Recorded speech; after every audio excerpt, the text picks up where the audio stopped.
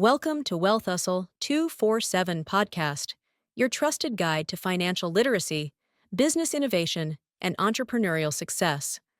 Learn how to grow your wealth, make informed decisions, and turn your ideas into profitable ventures. The future belongs to business owners who can build systems, not just work harder. In this video, discover the powerful S-to-B shift and how entrepreneurs in 2026 are scaling from self-employed hustle to 500-plus employee machines that run with structure, leverage, and vision. Are you grinding out 18-hour days, just totally exhausted, acting like a church mouse looking for security? Or are you building an empire? Right. Today is Wednesday, April 22, 2026, and we are unpacking a highly provocative, just entirely unapologetic blueprint from a platform called Asset Empire. And it claims that if you aren't doing the latter, you are functionally doomed. Yeah, doomed is the word they use. We're looking at a text that outlines some incredibly aggressive strategies for, scaling a business and achieving wealth in this rapidly shifting landscape we're in. Yeah. But before we get into the weeds, I do need to set the ground rules for today's deep dive. Definitely. This source material contained highly opinionated, very politically charged views on the economy, the government, the banking system, even the education system. So we want to make it crystal clear to you, the listener, that we are not taking sides today. No, not at all. Right. We aren't endorsing these viewpoints, nor are we condemning them. Our sole mission is just to act as your impartial guides, reporting on and decoding the mindset of what the text calls the future elite, just to see if you can extract whatever nuggets of knowledge might be useful to you. Because the underlying premise of their whole argument is that the world has fundamentally changed. Yeah. The text asserts that with artificial intelligence wiping out traditional jobs at this just unprecedented rate, the old paradigm of simply, working harder is broken. Right, it's just gone. Exactly. In their view, putting in more hours is no longer a viable survival strategy. It's actually a trap. Okay, let's unpack this. Because to understand how to escape that trap and, stop being the exhausted church mouse, we first have to look at how this source categorizes literally everyone operating in the economy. Right. The text demands this massive, almost uncomfortable mindset shift right out of the gate. It says you have to stop doing what you love, which is wild, and instead do what is required for your purpose. Which is a tough pill to swallow for a lot of people. It really is. It categorizes the workforce into these quadrants, but it specifically zeroes in on the friction between two of them. So there's the S quadrant, which stands for self-employed, and the B quadrant, meaning big business. And that's a direct challenge to the modern career advice we hear, all the time. Yeah, the whole follow your passion thing. Exactly. We are constantly told to follow our passion, turn your hobby into a hustle. But the author argues that passion is precisely what keeps most small business owners trapped in that S quadrant. Trapped, yeah. They define the B quadrant very rigidly. It's an enterprise where you are managing 500 or more employees, and this is the crucial part where you've created impenetrable systems so that you aren't actually doing the daily work yourself anymore. The source puts it in a really compelling way, actually. It says that people get stuck in the S quadrant because they want to be the smartest person in their band. Oh, yeah. Like if you were the best musician in your band, the text says it is time to find a new band.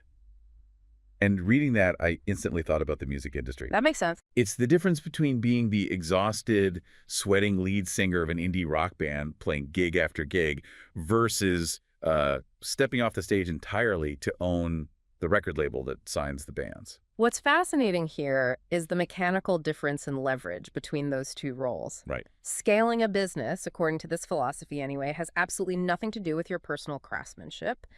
If you are the lead singer or, the lead graphic designer, the lead plumber, the lead consultant, your reach and your income are mathematically limited by your own vocal cords. Your own stamina. Yes. Your stamina and the 24 hours in a day. You are the operational bottleneck. So by stepping off the stage and building the label, which the text calls building an asset empire, Right.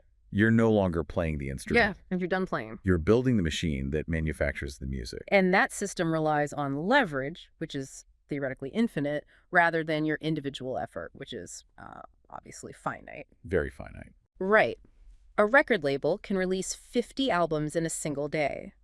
A lead singer can only sing one song at a time. So the author insists that moving from the S to the B quadrant requires abandoning the ego trip of being the crucial player in the room. You have to become the architect of the room itself. Precisely. But, okay, if you step off the stage to own the label, you can't use the same old sheet music. You have to speak a completely different language and hire a very different crew. Yeah, a completely different skill set. The source argues that the traditional metrics of success we've all been taught to care about are completely irrelevant in the B quadrant. Like, it claims that a high FICO score or a Bachelor of Arts degree from a prestigious university means absolutely nothing to the bankers who fund these empires. Because the author suggests that those metrics are designed for consumers, not producers. Right. A FICO score demonstrates your ability to pay back consumer debt, basically liabilities. Right. And a university degree shows you can follow instructions and complete assignments. Right. It shows you're a good employee. Exactly. But bankers operating at the institutional level, they want to see the language of money. And that is rooted purely in your financial statements, specifically your statement of cash flows and your net operating income, or NOI. Let's hover on NOI for a moment, because the text really emphasizes that this is the universal language of debt and equity. Like, it's the same language whether you're sitting in a boardroom in Texas or at a bank in Thailand. A universal metric. Yeah, and it strips away all the emotional narrative. If you walk into a bank and talk about how passionate you are about your new app or your artisanal coffee shop, the banker's going to tune you out. They just want the math. Because the math is an objective measure of the enterprise's health and efficiency.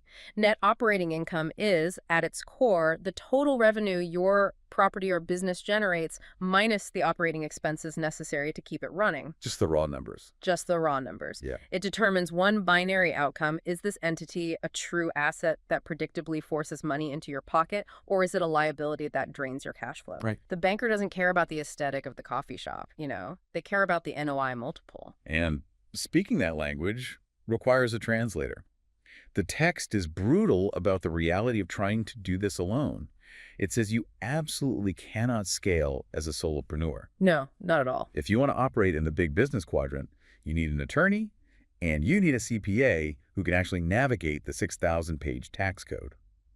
And here the text uses some deeply vivid, almost aggressive imagery. It really does. It says that if you are operating as a sole proprietor in 2026, you are, quote, essentially naked in a world of sharks who want to take everything you've built through the litigation lottery. Their author clearly views the modern business landscape as inherently adversarial. Yeah. The underlying belief there is that inflation, taxation, and litigation are constant predatory forces, and they're just constantly working to strip wealth away from the unprotected. I do have to push back on the author's tone here, though. Oh, for sure. Because if you're listening to this and you run a freelance consulting business or like a local bakery as a sole proprietor, hearing that you are naked in a world of sharks feels like extreme fear-mongering. It does sound intense. Is this litigation lottery really an existential daily threat to everyday business owners?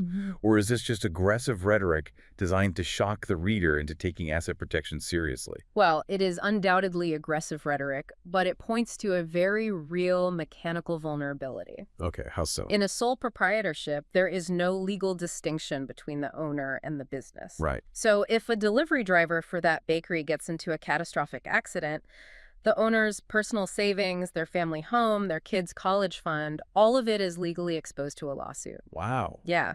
The B quadrant builder uses LLCs and corporate entities to compartmentalize that risk. They are building moats around their individual castles, so if one tower catches fire, the whole fortress doesn't burn down. Exactly. That compartmentalization is the armor. The rich, according to the text, don't own anything in their own name. Right. They control entities that own the assets. It's a structural defense mechanism that allows them to take massive swings in the market without risking personal ruin. Okay, so you have your corporate armor on, you're legally separated from your business, and you are speaking the language of net operating income to the bankers. Right. The obvious next question is, how do you actually fund the growth of this massive 500-employee empire? Because saving up pennies from the bakery isn't going to get you there. Not even close. The source's answer is highly controversial. The mandate is to go heavily into debt. The text actually quotes an individual named Robert who states bluntly that, quote, Only lazy people use their own money. Lazy people, wow. Yeah, it argues that debtors will be the ultimate winners in 2026 because they utilize good debt to acquire assets that hedge against macroeconomic forces. See, here's where it gets really interesting, because we are conditioned from childhood to view debt as a moral failing. Oh, absolutely. Pay off your credit cards, burn your mortgage, be debt-free. But this source turns that completely upside down. It demands that you master OPM, other people's money, Yes, OPM. and understand why the author calls saving your own money lazy. We have to look at the economic rationale they provide. The text claims that the government is, quote, printing $1 trillion in fake money every 90 days. And, returning to our ground rules for a second, we are neutrally reporting that specific claims. Exactly. Our purpose isn't to validate or debunk that trillion-dollar figure or the monetary policy behind it. We are highlighting that this perspective, the belief that fiat currency is being rapidly and intentionally devalued by central banks, is the author's primary justification for why saving cash is a fool's errand. Because if the dollar in your bank account is losing purchasing power every single month, letting it sit there is passive. Right. It's the default path, which is why they call it lazy. The author argues it takes a significantly more financial intelligence and active effort to raise capital, structure a deal, and use other people's money to finance growth. Exactly. You are locking in debt at today's value and paying it back tomorrow with dollars that are inherently worth less. While the asset you bought rides the wave of inflation upward. But, and this is key, you cannot borrow money to buy just anything. Right, there's a catch. The crucial distinction is between good debt and bad debt. Bad debt is borrowing to buy a depreciating liability like a luxury car or a vacation. Good debt is borrowing to buy a cash-producing asset with a value-add opportunity. And the text gives a brilliant, really tangible example of this with a real estate investor named Ken McElroy. Yes, the washing machine example. Right. The story goes that he exploded the value of an apartment complex simply by adding washing machines to the units. Now, I understand the basic math. He borrows money, OPM, buys the complex, and borrows a bit more to install a washer and dryer in every single unit. And because of that new amenity, he raises the rent by, let's say, $50 a month per unit. But I want to make sure we clarify the broader mechanics here, because a $50 rent bump generates extra cash flow, sure, but how does that relatively small amount of extra laundry money completely explode the valuation of the entire building? Because we have to go back to the language of money net operating income. Commercial real estate isn't valued like a single-family home in the suburbs, which is, based on what the neighbors sold their house for. Commercial properties are valued based on a mathematical multiple of their NOI. Okay, so if he has 100 units and he raises the rent $50, that's an extra $5,000 a month, or $60,000 a year in pure new revenue. Which means he has forced the NOI up by $60,000. Right. If properties in that market are valued at, for instance, 10 times their NOI, that $60,000 increase in income just increased the total value of the building by $600,000. Wait, really? 600 grand just from washers and dryers? Just from the washers and dryers. The cost of buying and installing those machines was a tiny fraction of that. That is wild. He used borrowed money to force the appreciation of the asset. The new rent pays the interest on the debt, and he captures a massive tax-free increase in equity. That is the leverage of OPM in action. So you've used the washing machines, you force the property value up, you refinance, and you suddenly have a massive influx of cash. Right. But according to the author's own logic regarding inflation, if you just leave that newly extracted cash in the bank, the government's printing press is just going to eat away its value again. Exactly. So you are forced to deploy it. Which brings us to what the text calls the McDonald's formula. Okay, yeah. Ray Kroc. Right. Ray Kroc, the man who built the McDonald's franchise empire into a global behemoth, famously told a group of university students that he wasn't in the hamburger business at all. Right, he was in the real estate business. Exactly. It is a phenomenal mental model. Most people assume the burger is the business. You perfect the recipe, you market the fries, you sell the meal. But this source argues that the burger, or whatever product or service your business sells, is essentially just the bait to buy the land underneath the restaurant. Yes. Ray Kroc used the reliable daily cash flow from selling hamburgers Yeah. to pay the mortgages on some of the most valuable commercial corner lots in the entire world. Because the underlying operating business is merely a cash generation engine designed for one purpose: to acquire hard assets. The hamburgers fund the real estate. Exactly. Right. And the text applies this philosophy even further regarding where the future elite should park their wealth, urging readers to move their income out of fiat currency entirely and into what it terms God's money. Right, and according to the source, God's money refers specifically to gold, silver, and Bitcoin. The logic is that these are finite resources that cannot be endlessly printed by a central bank. Now, we are discussing this terminology purely to map out the author's strategic blueprint, but it is a massive departure from traditional financial planning. Huge departure. The text says you shouldn't look at your net worth in terms of dollars anymore. You should count your wealth in ounces of silver, fractions of Bitcoin, or the number of physical real estate units you control. It requires a complete reorientation of how you measure success. If you believe the currency is compromised, the goal is no longer to accumulate the currency. Right, you want to get rid of it. Exactly. The goal is to maximize the velocity of that currency, to move it through your business engine as quickly as possible, to acquire assets that hold intrinsic value. Which is an incredibly intense way to live. It sounds exhausting. Building an empire this way, using other people's money, taking on millions in debt, buying apartment complexes, trading cash for gold and Bitcoin. It sounds exhausting and, frankly, terrifying. If you're listening to this on your commute right now, the sheer level of risk involved in this blueprint probably sounds like a recipe for a panic attack. How did the future elite stomach this?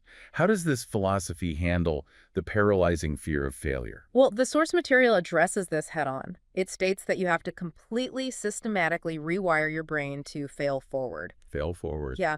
The author argues that in the modern information age, playing it safe is actually the most dangerous, or as they bluntly put it, stupid thing you can do. And they place a lot of the blame on the traditional school system, right? They do. The text calls out fake teachers who condition us from childhood to fear the red X on our test papers. In school, you are punished for making mistakes. You're taught to memorize the right answer and never deviate. Right. But the text says that in the entrepreneurial world, making mistakes is the only mechanism for getting smarter. And to trigger this shift away from the fear of the red X, the author demands that you adopt a very specific linguistic trick. You must eradicate the phrase, "I can't afford it," from your vocabulary entirely. Whenever you face a financial obstacle, you are instructed to replace that phrase with the question, "How can I afford it?" Which points to a deeper reality about human psychology, actually. Let me interrupt there because I want to validate the skepticism I know our listeners are feeling right now. Sure. If you are genuinely struggling to pay your grocery bill, simply changing one word from I to how doesn't magically deposit funds into your checking account. No, it doesn't. So is this just like self-help toxic positivity? Just oversimplifying the very real structural financial constraints that everyday people face? This raises an important question, and your pushback is entirely justified. A semantic trick does not alter your current bank balance. Right. However, if we look at the cognitive mechanics of what the author is actually suggesting, it is a profound strategy for breaking mental gridlock. Oh. The phrase, "I can't afford it," is a definitive statement of fact. When you declare that, your brain accepts the reality, lets you off the hook, and effectively powers down.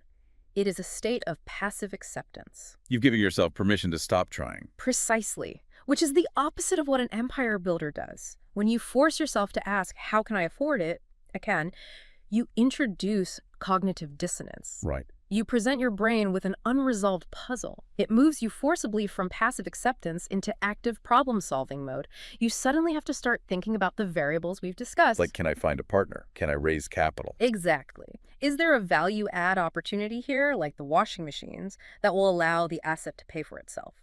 The core thesis of the entire text is that wealthy people don't magically have all the money up front. They possess the resourcefulness and the financial vocabulary to figure out the how. And you are going to need a bottomless well of that resourcefulness because the text bluntly states that scaling this kind of business isn't some textbook formula you just read and execute perfectly on the first try. Definitely not. The author warns that you must be willing to analyze and look at 100 deals before you find the one that actually changes your life. Which removes all the romanticism of the overnight success myth. Yeah, completely. It replaces luck with a sheer calculated volume game. If you look at 100 deals, 99 of them are going to be rejections, failures, or simply bad math. You have to be willing to wade through a staggering amount of failure to find the one asset that works. So what does this all mean? Let's take a breath and recap the intense, unapologetic journey this source material has taken us on today. With them a lot. It has. We started with the realization that working harder is a trap. You have to shift your identity from the exhausted S quadrant of self-employment to the system-building B quadrant. Right. To do that, you have to learn the universal language of net operating income so bankers will take you seriously. You have to armor up with LLCs and CPAs so you aren't a naked solopreneur waiting to be sued. You have to leverage other people's money and good debt to force appreciation on assets.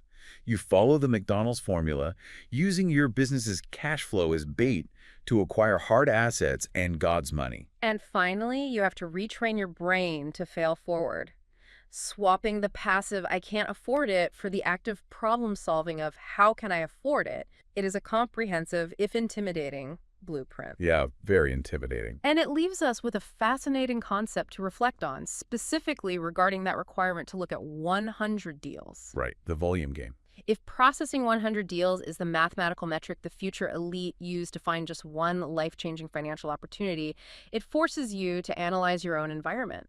What does your personal deal flow look like in your daily life? Oh, I love that framing. Your personal deal flow. Right. Are you actively generating a high volume of opportunities for yourself? Applying this doesn't necessarily mean you have to go out and underwrite 100 commercial apartment complexes this weekend. Thank Right. It could mean generating 100 new marketing ideas for your current job, having 100 difficult networking conversations, or taking 100 calculated micro risks in your career this year. The math remains the same. The math remains the same. Are you giving yourself enough chances to experience the necessary failure, or is your active problem-solving engine just idling in the driveway? That is a phenomenal question to leave you with. Are you creating the sheer volume of opportunities required to scale your own life? Or are you still acting like that church mouse, quietly looking for security in a world that demands you build an empire? Thank you so much for joining us on this deep dive into the asset empire philosophy. Keep questioning those assumptions, keep exploring new perspectives, and we will see you next time. That's it for today's episode of Wealth Hustle 247. Be sure to follow, like, comment, and share with others. Keep pushing toward your goals, and we'll see you in the next episode.